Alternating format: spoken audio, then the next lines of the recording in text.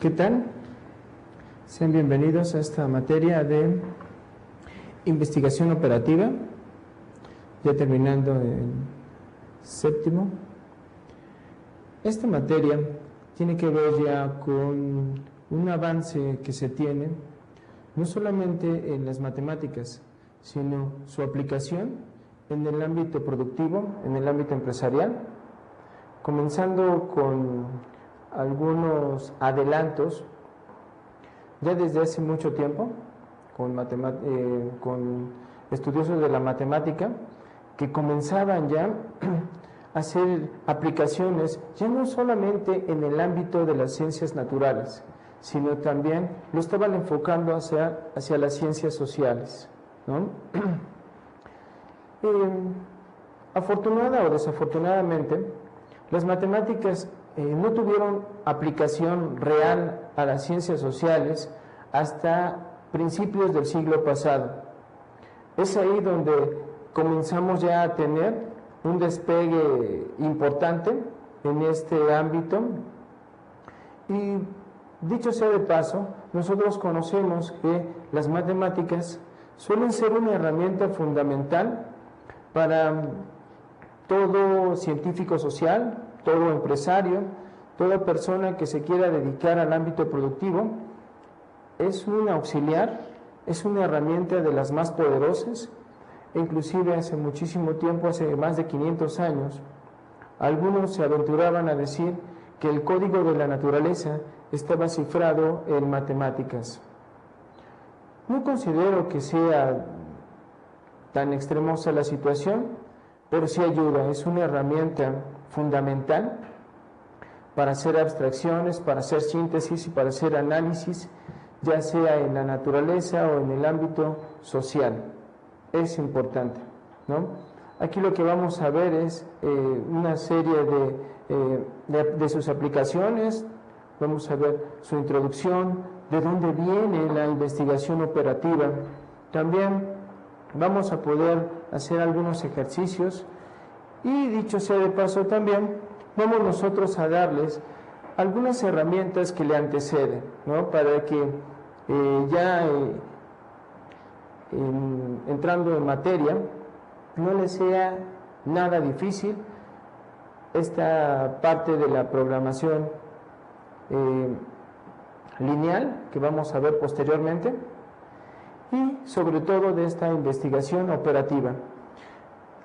A grosso modo, la investigación operativa no es otra cosa más que ir programando, ir planeando cada uno de las actividades que se llevan a cabo, ya sea en la empresa o en la sociedad, ¿no? Cada una de ellas las podemos ir programando, las podemos ir planeando, y todo ello lo podemos ir bajando en términos matemáticos en cuanto a símbolos, en cuanto a números, ¿no? También no vamos a llegar a modelos complicados, solamente lo vamos a ver en términos estáticos, pero siempre recordando que la matemática solamente es una herramienta, no es todo el conocimiento, y aunado a ello, decir que esta parte la vamos a ver en términos estáticos. Quiere decir que nosotros no vamos a trabajar con la dinámica de la realidad, solamente nos estamos acercando a ella, ¿no? Y sin más, vamos a decirles que en esta primera sesión lo primero que vamos a hacer son los objetivos de la materia, los temas y subtemas que contiene el temario, las fuentes. En cuanto a las fuentes, hay una cantidad gigantesca. Vamos a ver también un poco de administración y economía, y administración y matemáticas, que esa es la parte en la que nosotros vamos a desarrollar en los futuros temas, en las futuras sesiones, ¿no? Bien, comencemos con el objetivo de la materia. Al concluir el curso, el alumno analizará los métodos cuantitativos en los negocios de la administración para la eficaz toma de decisiones en la empresa. Por supuesto que es importante y es uno de los fines el que ustedes tengan las herramientas matemáticas suficientes para que puedan tomar decisiones adecuadas. Pero mucho más allá de eso, casi en la vida diaria, en la vida cotidiana, no tomamos en cuenta esta parte del análisis. Casi siempre lo hacemos de forma espontánea. ¿Por qué no lo hacemos de la misma manera en la empresa? Finalmente, porque en la empresa son muchos los recursos en juego con los cuales no podemos nosotros actuar de forma espontánea, ¿no? Debemos de aprender, debemos de dar un seguimiento, y cuando nosotros planeamos mejor las cosas, cuando nosotros tenemos más información de nuestra situación, podemos nosotros lograr con mayor eficacia, con mejores resultados, lo que buscamos, ¿sí? Ese es el objetivo general de la materia, y vamos a desarrollar cada uno de los temas. La primera unidad se llama Introducción a la Investigación de Operaciones. Esta materia es apasionante, lo van a ver poco a poco en cuanto a su desarrollo cualitativo y cuantitativo. Les va a ayudar bastante. Y aquí en la introducción vemos la metodología de la investigación de operaciones, vemos aplicaciones de la investigación de operaciones, dónde buscar más información sobre la investigación de operaciones. ¿Dónde buscar? Cada vez hay más fuentes de recursos de programación lineal y de investigación de operaciones. Casi todas las grandes universidades tienen ya un centro de investigación, ya tienen un centro de información, y es ahí donde nos podemos enfocar si es que queremos adentrarnos en este mundo de la investigación operativa. En la segunda unidad lo que vemos ya es programación lineal. Programación lineal es una continuación de lo que nosotros tenemos como la ecuación de la recta, ¿no? Es una situación, una variante de la ecuación de la recta, ya lo veremos en su momento también. Y el primer subtema se llama ¿qué es un problema de programación lineal? ¿No? Cuando nosotros estamos hablando de dos o más mercancías, pensamos que la producción de una y la otra está siendo buena, pero nosotros lo que queremos es maximizar la producción de estos dos objetos, y es que trabajamos en ello para producirlo, ¿no? Para eso nos sirve la programación lineal, ¿no? Para saber cuál es la cantidad adecuada de uno y del otro que pueda darnos el máximo beneficio. Aquí hay una máxima, no solamente de la administración, más bien de la economía, que decimos maximizar beneficios, maximizar producción, pero minimizar costos. Esa es una ley casi para el sistema productivo, y lo vamos a ver. Después vemos la solución gráfica de los problemas bidimensionales de programación lineal. La solución gráfica, a grandes rasgos, cuando nosotros estamos hablando de dos rectas, de dos soluciones, un punto óptimo dentro de las soluciones y una región en donde cae el objetivo de nuestra ecuación. A grandes rasgos, eso es lo que vamos a ver en la solución gráfica de los problemas de programación lineal. Después vemos algunos casos especiales que se nos escapan. ¿Cuáles son esos casos especiales? Cuando estamos trabajando con programación lineal, a veces ocurre que los objetivos no están bien planteados, o la zona o la región objetivo o planeada no está bien delimitada, ¿no? O finalmente, cuando tenemos nosotros la ecuación y la aplicamos, observamos que los puntos están fuera del área objetivo. Ese también son casos especiales de programación lineal, los veremos en su momento. También tenemos un problema de alimentación, Cuando vemos esto, son aplicaciones de programación lineal, podemos trabajar con la disyuntiva, ¿no? De decir, tenemos X cantidad de producción de maíz y X cantidad de producción de trigo. ¿Cuál de las dos podría eficientar y en qué cantidad eficientar la producción de ambos, ¿no? Para eso trabajamos con inecuaciones. También utilizamos un problema de establecimiento de horario de trabajo. Dentro del horario de trabajo hacemos dos variaciones, dos elementos de variación para que nosotros podamos obtener el máximo beneficio, o en este caso el máximo de horas trabajadas en nuestras labores cotidianas. Y aquí en la segunda unidad terminamos con un problema de presupuesto.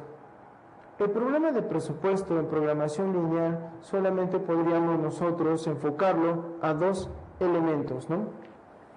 Para no extenderlo mucho, pero este problema de presupuesto con métodos matemáticos se puede ampliar muchísimo, ¿no? Ya lo veremos en su momento y también les indicaré en dónde podemos nosotros incorporar más elementos. Esta unidad 2 es algo extensa. Seguimos con planeación financiera a corto plazo. Esta planeación financiera también podemos nosotros hacerlo con base en dos propuestas de financiamiento, ¿no? Si nosotros estamos hablando de financiamiento bancario o podemos hablar de financiamiento en el ámbito bursátil, ¿no? Aunque aquí nos está marcando planeación financiera a corto plazo. Planeación financiera a corto plazo, podríamos nosotros decir que es financiamiento de proveedores o financiamiento a corto plazo bursátil, ¿no? Podemos nosotros trabajar con esos dos planteamientos y ver cuál es el que minimiza nuestros costos financieros. De ahí pasamos a un problema de mezclas, una variación de la programación lineal. Vemos un modelo de procesos de producción. Dentro de los modelos de procesos de producción tenemos diferentes categorías. A ver si podemos ver algunas de ellas con sus características, ¿no? Después pasamos a la aplicación de programación lineal para resolver ya problemas de decisiones múltiples en cuanto a periodos de tiempo, ¿no? Aquí ya entonces hay una variante adicional. Si nosotros estamos hablando de programación lineal, no estábamos jugando con el tiempo, pero este tema nos incorpora un elemento adicional, ¿no? Cuando nosotros estábamos hablando de programación lineal es estático, ¿no? No estamos considerando esa variante tiempo. Aquí, en el 2.10, ya vamos a considerar un modelo de intervalo. En ese modelo de intervalo podemos establecer en qué tiempo y en qué momento se tienen que efectuar algunas operaciones o podemos nosotros maximizar la producción de la empresa. De ahí vamos a modelos financieros múltiples, o sea, modelos financieros con diferentes periodos de tiempo, ¿no? Aquí entonces se incrementa un poco la dificultad. Intentaremos que sea lo más sencillo posible. Y terminamos con programación del trabajo según múltiples periodos. Esta parte podríamos nosotros hacerlo en un periodo de tiempo corto, ya sea un día o un periodo de tiempo largo, a partir de algunas variables. Podemos establecer un día, o un mes, o un año, o inclusive a 10 años, aunque no se recomienda ya en periodos muy largos, porque las variantes que entran en juego como que desvían ya los resultados, ¿no? Bien, hasta ahí la segunda unidad. En la tercera unidad lo que vemos es el algoritmo simplex. Este algoritmo simplex es otro elemento para poder nosotros analizar mejor lo que son la investigación de operaciones.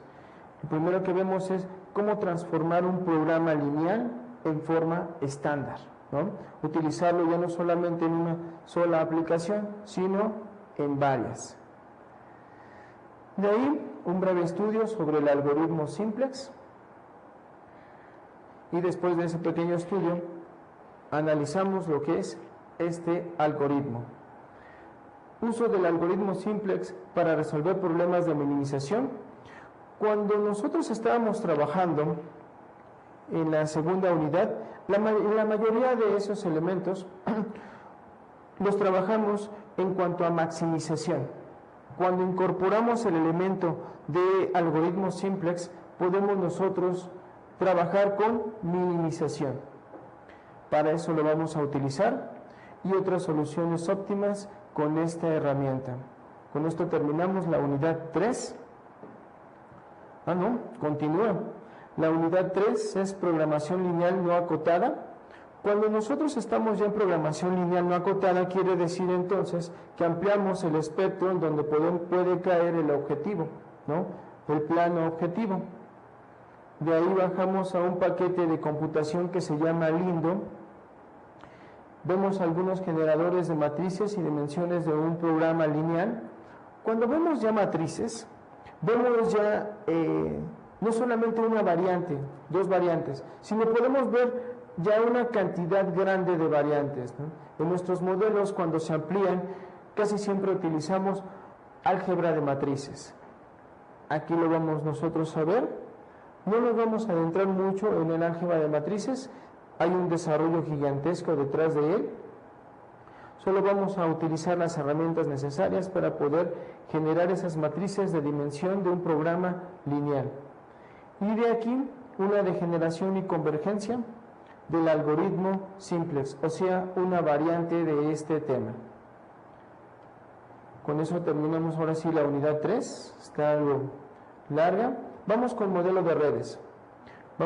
Primero vemos definiciones básicas del modelo de redes. Este tema de redes se ha ampliado también a términos de economía mundial, ¿no? Imaginen ustedes las diferentes combinaciones de comercio que hay a nivel planetario, ¿no? Cuando entramos dentro de esta dinámica de la globalización, se comienza a establecer una serie de redes y de interconexiones. Podremos nosotros establecer que esas interconexiones a nivel planetario ya no solamente es con América, estableceríamos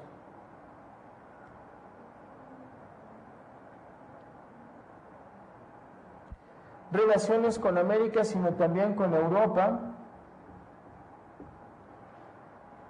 con África, Oceanía, Asia. Forma una serie de interconexiones gigantescas de una gran red, ¿no? Este planteamiento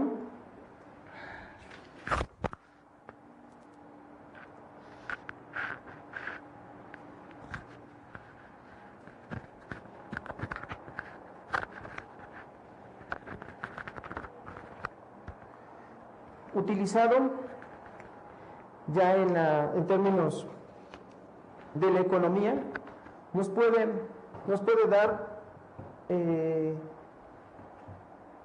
diversos conocimientos de México, con quién tiene relaciones, ¿no?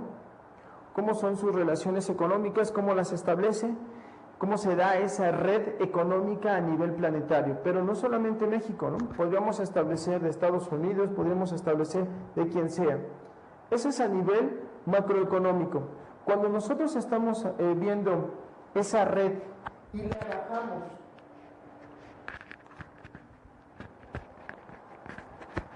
a nivel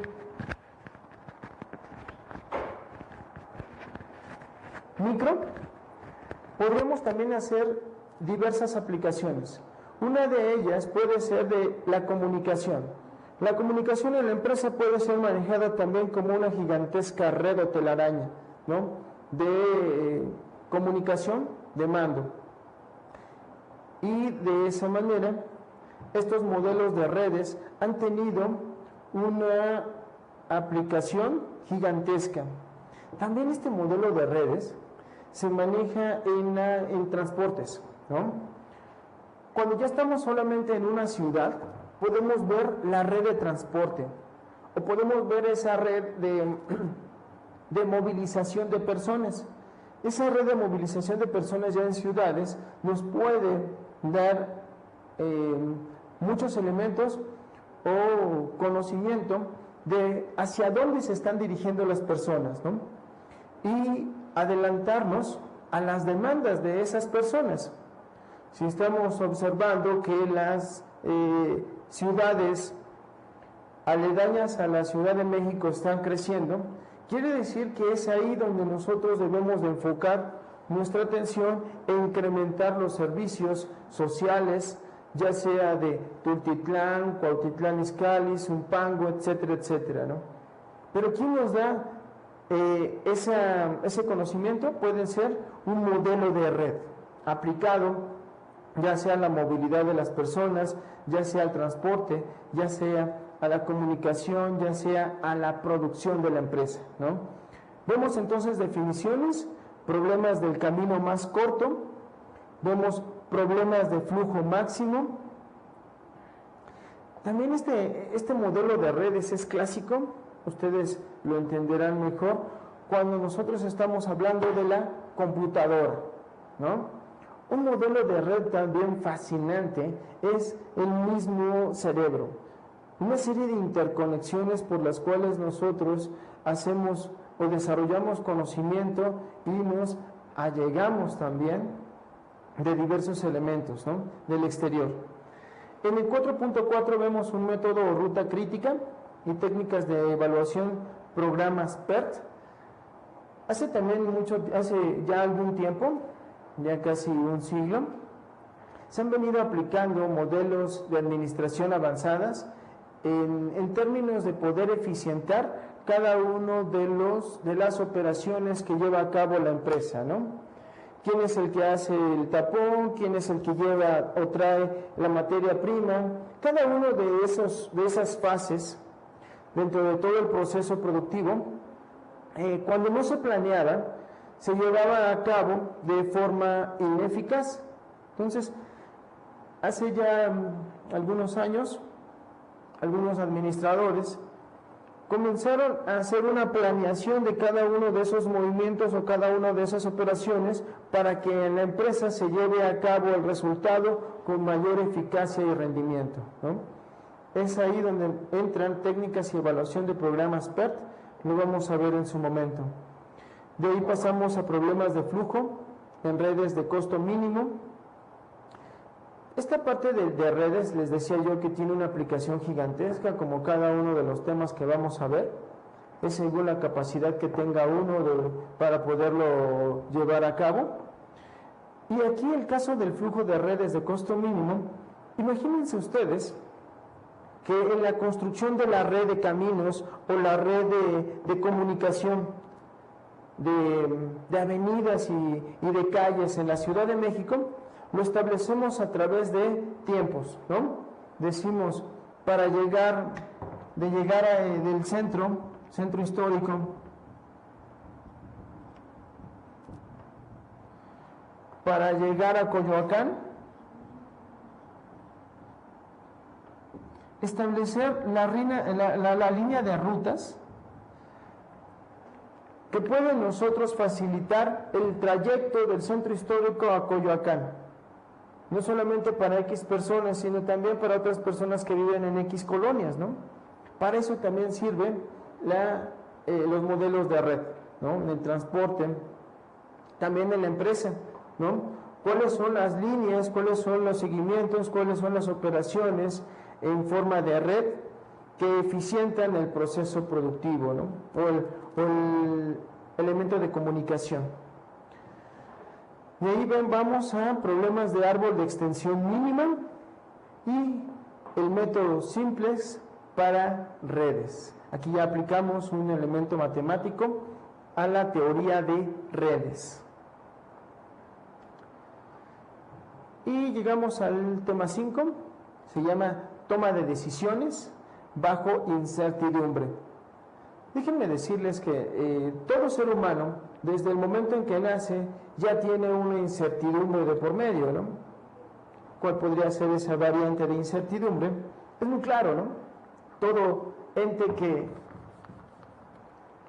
que vive, nace, y en el momento en que nace, ya tiene una variante de incertidumbre que quiere decir muerte, ¿no? No quiere decir que un elemento nace y debe de vivir X cantidad de tiempo. No, no existe tal cosa. Lo único que tenemos cuando nacemos, lo único de lo que podemos nosotros estar ciertos es de obtener la muerte. Es igual como cuando nosotros nos aventuramos a hacer algo. Cuando lo hacemos o cuando lo decidimos, nos imaginamos que podemos nosotros fracasar. Eso ya lo tenemos de antemano. Lo importante aquí es de que cuando nosotros nacemos o emprendemos algún negocio, que ese negocio llegue a buen término, porque lo que nosotros ya tenemos como incertidumbre como tal es la bancarrota. Esto ya lo tenemos. Ahora, desde que nacemos, hay que trabajar justamente para alejarnos de este elemento, igual como que en el negocio, ¿no? Siempre alejarnos de la bancarrota.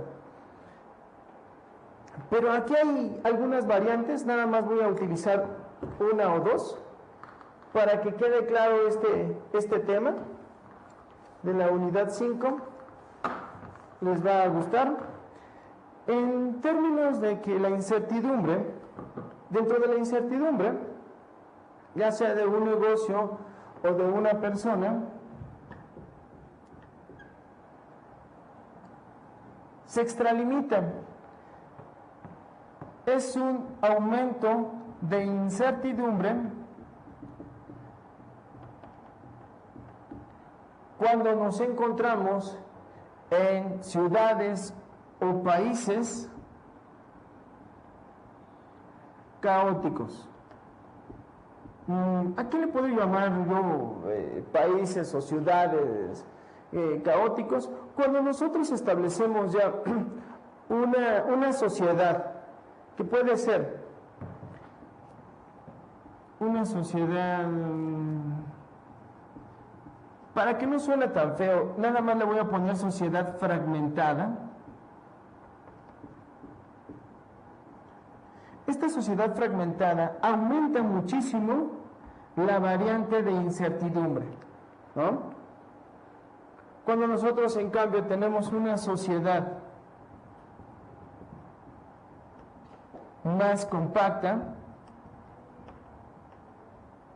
esto quiere decir que el nivel de incertidumbre disminuye. En el caso de la globalización, tenemos ya no solamente un país o una ciudad fragmentada. Cuando nosotros llegamos al modelo de globalización en el que nosotros estamos insertados, no sé si votaron por la globalización, pero ya muchos de nuestros presidentes votaron por nosotros y dijeron sí, le entramos a la globalización, ¿no? Estamos adentro. Y lo que sucede con la globalización como fenómeno económico, social y cultural es que tiene esta variante X, ¿no? Que le llamamos nosotros como sociedad fragmentada, sociedad un tanto desigual, ¿no? Solamente un dato les voy a dar. En los últimos años también hemos visto cómo la producción de alimentos ha venido creciendo.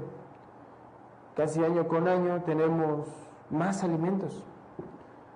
Pero de forma irónica, a pesar de que nosotros tenemos con la globalización una mayor capacidad productiva y que esta mayor capacidad productiva está aumentando los stock de alimentos, o sea, tenemos más alimentos. A nivel mundial nos desbordamos de alimentos, de maíz, trigo, frijol, sorgo. Y a pesar de ello, no sé si ustedes se han dado cuenta que tenemos mayor número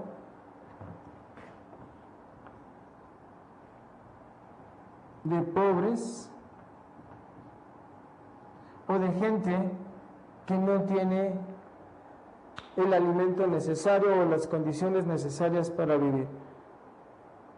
Solamente les dejo yo ese dato: mayor stock monetario, mayor stock de alimentos y más cantidad de personas que exigen que piden por esos alimentos. Es lamentable. Yo, ¿qué más quisiera? Que la globalización fuera como lo habían planeado nuestros presidentes, como Salinas de Gortari. Íbamos a llegar al primer mundo, ¿no? Y todos íbamos a ser felices y contentos. Bueno, creo que los datos no están girando en ese sentido. Por eso es que la toma de decisiones es importante ante un escenario ya casi caótico o de mayor incertidumbre. Tan es así que, como empresarios o como personas, el nivel de competencia es muchísimo mayor, ¿no? Se nos exige más. Primer punto son criterios de decisión, cómo vamos nosotros a tomar la decisión adecuada. El segundo punto es teoría de la convivencia.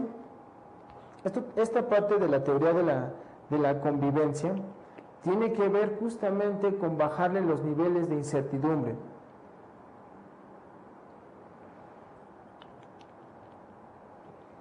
A nivel empresarial o a nivel de vida individual, cuando nosotros nos llevamos mejor con las personas con las que nos relacionamos, el nivel de incertidumbre disminuye, ¿no?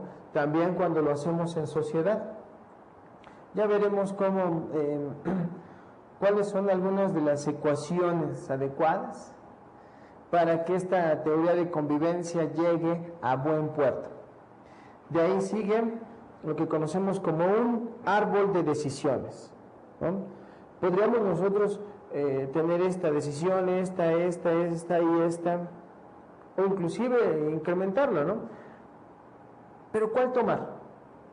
¿No? Cuando nosotros en la vida diaria tomamos decisiones a cada momento, no hacemos evaluaciones matemáticas, ¿no? Simplemente tomamos la decisión que nos parece la más conveniente. Pero en la empresa y en la producción y también en el gobierno, las decisiones tienen que ver con costos, pueden ser altísimos, ¿no? Lamentablemente, esta situación de toma de decisiones adecuadas se lleva a cabo casi hasta sus últimas consecuencias en la empresa privada, porque en la empresa pública todavía quedan muchos rezagos, ¿no? Y el siguiente tema se llama toma de decisiones con la distribución normal. Cuando nosotros estamos hablando de distribución normal, quiere decir probabilidades. Es decir, tomo la decisión del negocio y aquí ya le ponemos, con la distribución normal, le podemos nosotros poner números a la casa. ¿Qué quiere decir ponerle números a la casa? Decir, niveles de probabilidad de éxito de mi empresa. Yo quiero trabajar en mi empresa con niveles de éxito adecuados, ¿no? Entonces, la panza está aquí. Si yo hago los pasos suficientes, podría entonces ubicarme en esta parte de lo que yo podría decir de la distribución normal, en el punto de éxito, en la panza del éxito, ¿no? Si nosotros nos alejamos de este punto hacia los hacia ambos lados, quiere decir fracaso. Y a niveles de probabilidad, ¿no? A grandes rasgos, esa es la toma de decisiones con la distribución normal. Y bueno, hemos terminado la primera parte de nuestro temario, que son todos los temas. Fuentes de información son muchas: García Cabanes, Javier, Técnicas de Investigación Operativa; López Ruiz Francisco, Investigación Operativa; Maroto Álvarez, Concepción; y Javier Alcaraz Soria, Introducción a la Investigación Operativa. También hay otro de ellos, Investigación Operativa, Modelos y Técnicas de Optimización; Martínez Olmedo, Administración 1, Métodos de Investigación Operativa; Reyes Ponce, Administración Moderna, puede ser válido en los primeros temas; Ríos Insúa Sixto, Investigación Operativa, Modelos Determinísticos. Y de aquí vamos nosotros a trabajar un poquito para adentrarnos a nuestro tema de la administración y la economía. Sabemos que la administración tiene como fin el lograr la máxima eficiencia y rendimiento de los recursos para el logro de metas.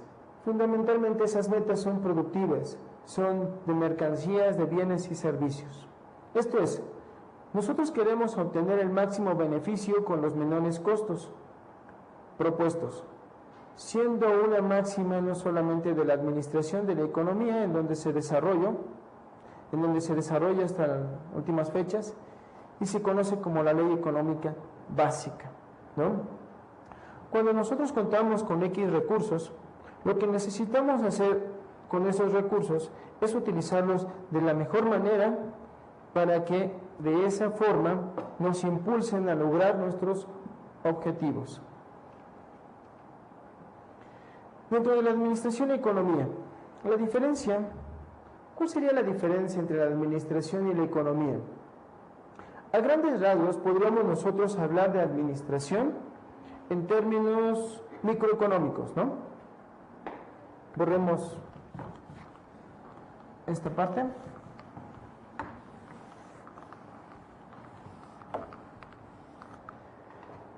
Establecemos entonces que la administración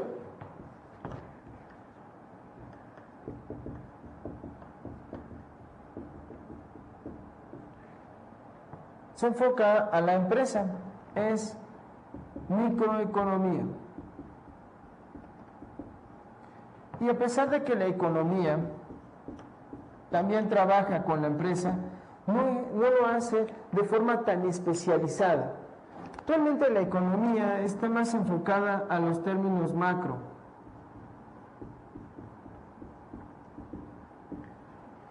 Poco nos dan de la empresa, aunque sí, sabemos nosotros que estas dos ramas son de la economía. La parte más desarrollada de la economía se centra en la macroeconomía, ¿no?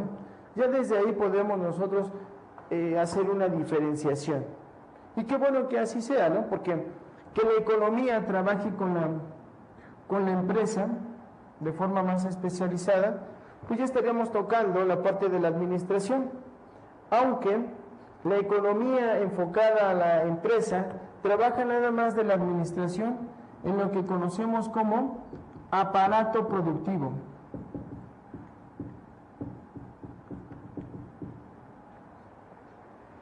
Su servidor es economista. Entonces, yo podría analizar este aparato productivo, ¿no? Con base en los insumos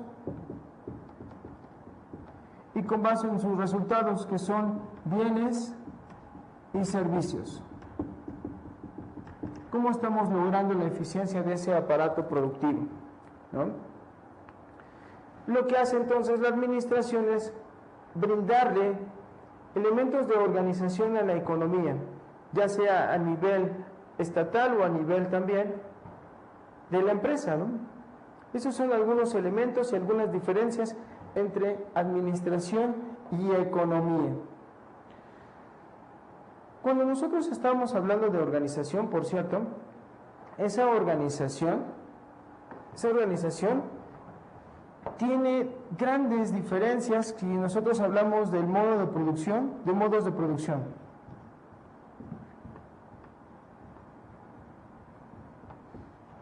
Esos modos de producción se pueden analizar en términos administrativos de organización. ¿Cómo se organizaban para producir? Ya sea en la comunidad primitiva, o cómo se organizaban en la época esclava, o cómo se organizaban en la época feudal, o cómo nos estamos organizando nosotros en la época capitalista para lograr todos nuestros bienes y servicios. Eso es en términos de administración. En términos de economía, nos enfocamos a la manera de producir, no solamente cómo nos organizamos, sino también cómo utilizamos todos los recursos con los que contamos. Nada más que voy a terminar este punto con un comentario algo chistoso. Déjenme decirles que dentro de los modos de producción, observen una cosa, cómo aquí se trabaja con la escasez, ¿no? E inclusive algunos de mis colegas dicen que la economía es la ciencia que estudia los bienes escasos, pero aquí no hay escasez, aquí podríamos nosotros decir que hay abundancia. O sea, en el devenir histórico de la humanidad, pareciera que de esta abundancia de la que salimos de la comunidad primitiva, nos hemos acabado o hemos acaparado los recursos con los que cuenta la humanidad para llegar al sistema capitalista, planteando que esa organización o esa producción ya es escasa, ¿no? Son bienes escasos. No necesariamente tenemos bienes escasos, pero ya no me meteré más en eso. Es también el enfoque, la diferencia entre un economista y un administrador, ya que los dos se manejan en términos de organización. El economista lo dirige hacia el gobierno por medio de las herramientas de política económica. Y aquí llegamos al último tema, administración y la escuela matemática. Otra de las escuelas que se han formado como herramienta de apoyo ante el aumento de variables en juego, mayor competencia, mayor incertidumbre, que por cierto, a esta etapa le llamamos nosotros capitalismo salvaje, justamente de la globalización, ¿no? Algunos economistas le llamamos así. Dicen, recordando siempre que no sustituye a la realidad la matemática y su gran complejidad, sobre todo en momentos de apertura económica, en donde se han extremado los conflictos económicos, sociales, políticos y naturales con este fenómeno de la globalización, ¿no? Además de llegar a una competencia salvaje por los mercados. Yo considero que esa competencia no debería de quitarnos el sueño. La única competencia que debe de tener el ser humano debe de ser consigo mismo, ¿no? Siempre intentar ser una mejor persona. Pero bueno, ya en la empresa, aplicado en la empresa, podríamos nosotros empezar a observar cuáles son las áreas, cuáles son los lugares, cuáles son las herramientas necesarias, cuáles son las formas para poder llevar nuestro producto o nuestro servicio al mayor número de gentes. Créanme que nada más con ese planteamiento nos acabaríamos una vida. Entonces, arrancando de hecho la aplicación de técnicas matemáticas como las relacionadas con la fijación de cursos alternativos, su valoración, esta cuestión de cursos alternativos, imagínense ustedes, lo primero que podríamos nosotros establecer en cuanto a la economía con más bien a las matemáticas con la administración, que por cierto tiene que ver con la probabilidad, administración y matemáticas. Cuando nosotros trabajamos con esta parte, imagínense ustedes que en la toma de decisiones, puede haber una cantidad inmensa de decisiones, de toma de decisiones. Cuando ya se incorporan las matemáticas a la administración en esta toma de decisiones,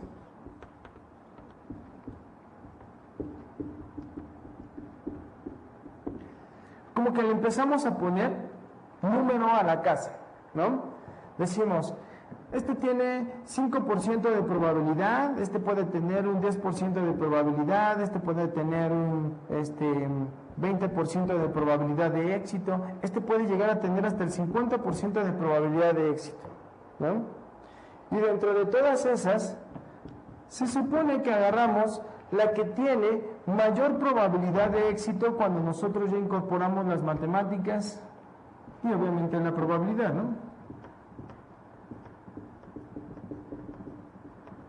Aún sin mencionarlo como probabilidad, cuando nosotros incorporamos las matemáticas y le ponemos número a la casa, aparece ya ese elemento de probable, ¿no? En la toma de decisiones empresariales. Entonces, la empresa ante todo es un organismo social en el que intervienen seres humanos y recursos naturales ante los cuales es necesario actuar de manera responsable y no pragmática ante el resultado de una ecuación o un modelo que me indica que debo de actuar de manera económica, financiera solamente. ¿A qué me refiero en ese punto? Me refiero a que con las matemáticas, con esta herramienta importante, eureka, encontramos cuál es el camino más adecuado, ¿no? Para eficientar, imaginemos que esta es la toma de decisiones financieras. La empresa necesita capital, necesita dinero. Y dentro de esas necesidades, nosotros estamos buscando diferentes vías de financiamiento.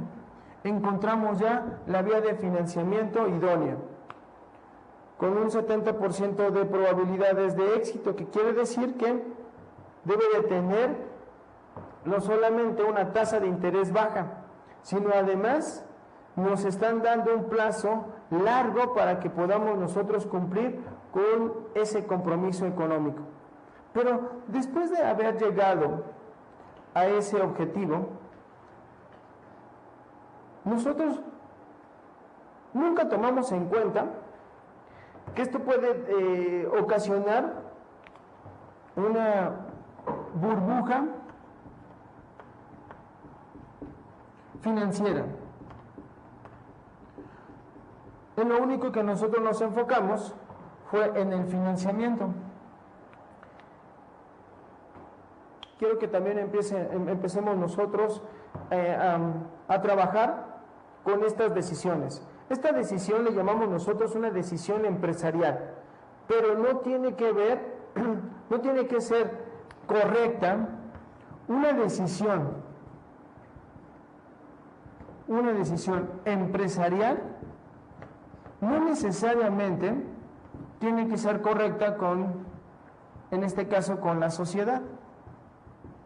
Y en muchos aspectos podría ser decisión correcta empresarial y decisión en sociedad incorrecta.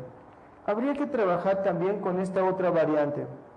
¿Cuáles son las consecuencias de esta decisión para con el entorno natural y social?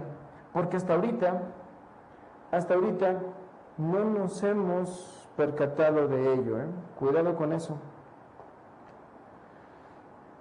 Bueno, pero sin perjuicio de estudiar estas técnicas y las de la llamada escuela de la teoría de decisiones, que vamos a ver más adelante, pero que podemos dar una muestra de ese planteamiento, decimos que se comete un error al confundir un instrumento ciertamente valiosísimo con la naturaleza misma de la administración. Tal y como ya lo habíamos sugerido, la administración fundamentalmente es digamos que una disciplina enfocada a la administración de recursos, pero el recurso más importante que debe de valorarse es el recurso humano. Muchas veces le damos prioridad a los recursos financieros por encima de los humanos, ¿no? no considero que sea muy correcto. Bien, aquí 4 estilos de tomas de decisiones, una forma de toma de decisiones decisivo, una jerárquico, una flexible y una integrador. La idónea es la integradora, ¿no?, que tiene una mezcla como de flexibilidad y de jerarquía o de toma de decisiones con conocimiento. A reserva de analizar el alcance, las posibilidades y las limitaciones del método matemático, queremos hacer notar que un sinnúmero de elementos de la administración se escapan todavía, y algunos escaparán quizá perpetuamente, de esos elementos. Jamás podrán los métodos matemáticos sustituir el criterio del administrador, sobre todo en la apreciación de los aspectos humanos, y que en último término las matemáticas jamás pueden perder su carácter meramente instrumental de una simbología para que la mente maneje con más eficacia ciertas relaciones, sintetice, resuma, corrija, analice, proyecte, contraponga variables, sucesos y fenómenos administrativos en teoría, para que nos podamos apoyar de ellos en la práctica cotidiana de la empresa, ¿no? Así pues, la coordinación es en su esencia un problema sustancialmente humano y no matemático. También en mi ciencia, en la economía, la parte de las matemáticas ha tomado el control casi de la ciencia, ¿no? Yo no considero que sea tan trascendente las matemáticas como para dirigir la economía con base en ellas. Pero bueno, yo digo que la parte de la persona y del ser humano es más trascendente. Aquí un poco de historia de la teoría matemática de la administración, pero observen, lo que nosotros vamos a desarrollar es investigación de operaciones. Gran parte de la teoría matemática de la administración se ha enfocado en esta parte de la investigación de operaciones. Ya lo veremos en sus antecedentes. Y de ahí viene el proceso decisorio, modelos matemáticos en la administración y la necesidad de indicadores de desempeño. También podemos nosotros hablar en cuanto a problemas estructurados, problemas no estructurados y tipos de decisión. Observen cómo se desprende una cantidad de elementos importantes como teoría de juegos, teoría de las colas, que la vamos a ver. Teoría de juegos no la vamos a ver. Teoría de colas sí, programación lineal, un poquito de programación dinámica y un poquito de análisis estadístico y cálculo de probabilidad, ¿no? Hasta ahí entonces tenemos un poco de la teoría de la administración, de la matemática en la administración, aunque siendo una corriente que se enfatiza en el proceso de decisión y lo tratan de un modo lógico y racional a través de un enfoque cuantitativo, determinativo y lógico, siempre recuerden que es solamente una herramienta, ¿no? Y hay que mejorar la decisión a través de esta herramienta, aplicar métodos cuantitativos para transformar esa decisión en una probabilidad de éxito superior, ¿no? Para eso la utilizamos. Ya que no vamos a ver teoría de juegos, lo único que les puedo decir, en resumidas cuentas, acerca de teoría de juegos, imagínense ustedes que la parte de teoría de juegos fue desarrollada después de haber encontrado que en la economía no había un equilibrio como tal. Y como no hay un equilibrio como tal, se plantea ya una hipótesis, ¿no? Que esta hipótesis les puede ayudar a ustedes como futuros administradores. No solamente nos ayuda a nosotros los economistas, sino a ustedes. ¿En qué sentido? Cuando nosotros establecemos la teoría de juegos, quiere decir que la competencia en el mercado entre la oferta y la demanda, esta competencia y de niveles de equilibrio, en la realidad, si nosotros seguimos con estos elementos de competencia, el nivel general de eficiencia decae. Es ahí donde se adentra la teoría de juegos. La teoría de juegos plantea que si en vez de competir y despedazarnos, les decía yo que en esta globalización le llamamos, en la globalización le llamamos competencia salvaje. En esta competencia salvaje, lo que está resultando es una ineficiencia. ¿Por qué es una ineficiencia lo que estamos nosotros observando? Es que dentro de esta competencia salvaje nos estamos despedazando los unos a los otros.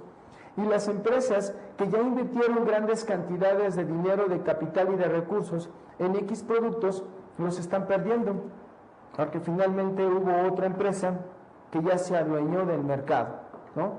Para eso está teoría de juegos. Teoría de juegos, dentro de uno de sus planteamientos, establece que en vez de competencia, podríamos nosotros hablar de una negociación o podríamos nosotros hablar de un convenio mutuo, ¿no? Hasta ahí entonces un poco de teoría de juegos, no lo vamos a ver. Solamente les muestro una pequeña aplicación de teoría de juegos que a mí me parece brillante. Brillante para ustedes. Ya en su vida diaria sabrán qué es mejor, pelearse con la pareja o llegar a un mutuo acuerdo. Yo preferiría el de mutuo acuerdo, ¿no? Ya, ustedes decidirán.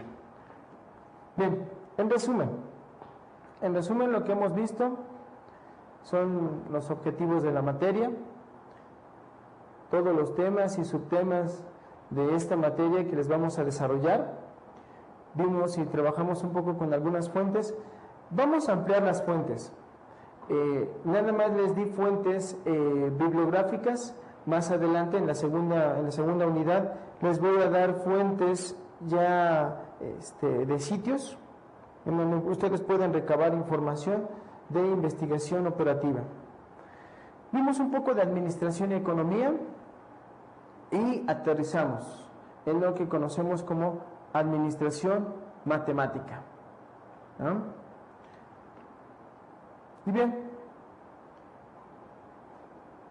hasta aquí un poco de la introducción y presentación de investigación operativa. Yo espero que les sea no solamente de utilidad en su licenciatura, sino en la vida diaria. Yo siempre he pensado que el conocimiento que no se puede aplicar en la vida diaria es conocimiento muerto. Cuando estuve yo en la licenciatura en economía, me enseñaron muchísimas cosas que no tienen aplicación, ¿no? Y esas teorías que poco a poco se están cayendo por su inadecuado planteamiento, pues en este caso yo intentaré darles programación lineal con puros elementos que puedan aplicar no solamente en la empresa, sino también en su vida diaria. Sin más, los espero para la segunda sesión.